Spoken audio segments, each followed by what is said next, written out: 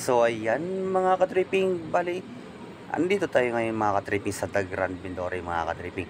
Ipapashow ko lang mga ka-tripping, okay lang ba mga ka-tripping?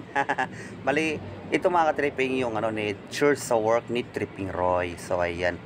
Bali, ipapashow lang ni Tripping Roy mga ka-tripping ha. Okay lang ba yung mga vlog natin mga ka-tripping? So ayan, pashow ko lang muna mga ka-tripping ha.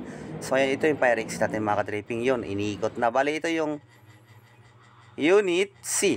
Bali, level 23, ibig sabihin floor 23 ho.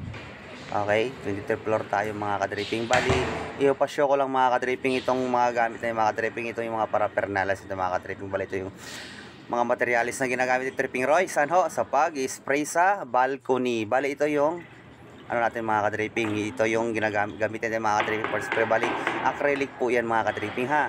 So ayan, bali hinahalo ni Tripping Roy yan mga ka-tripping. Bali yan mga ka-tripping.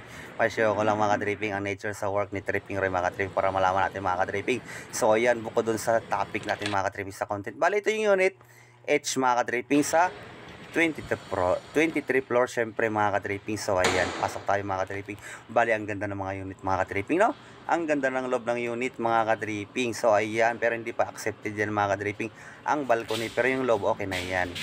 So ayan, punta natin yung ating partner sa kabilang unit po yan mga ka-tripping. So ayan, nag-spray na po siya sa balcony.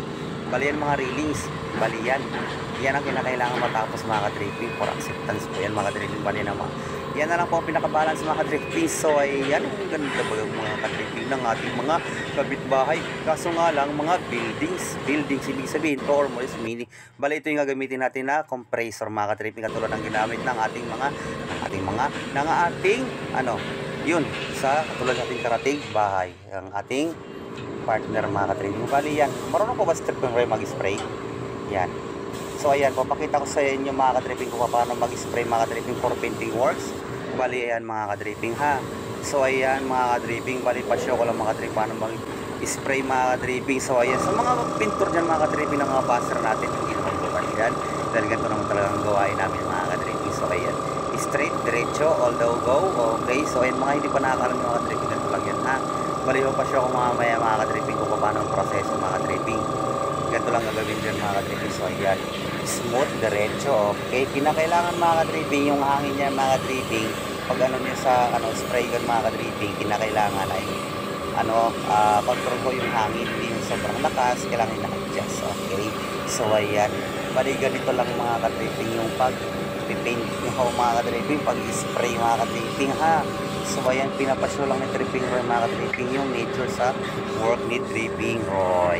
So ayan, maraming salamat mga ka-tripping sa panonood mga ka-tripping ha. So ayan mga ka-tripping, ganyan lang yan. Okay.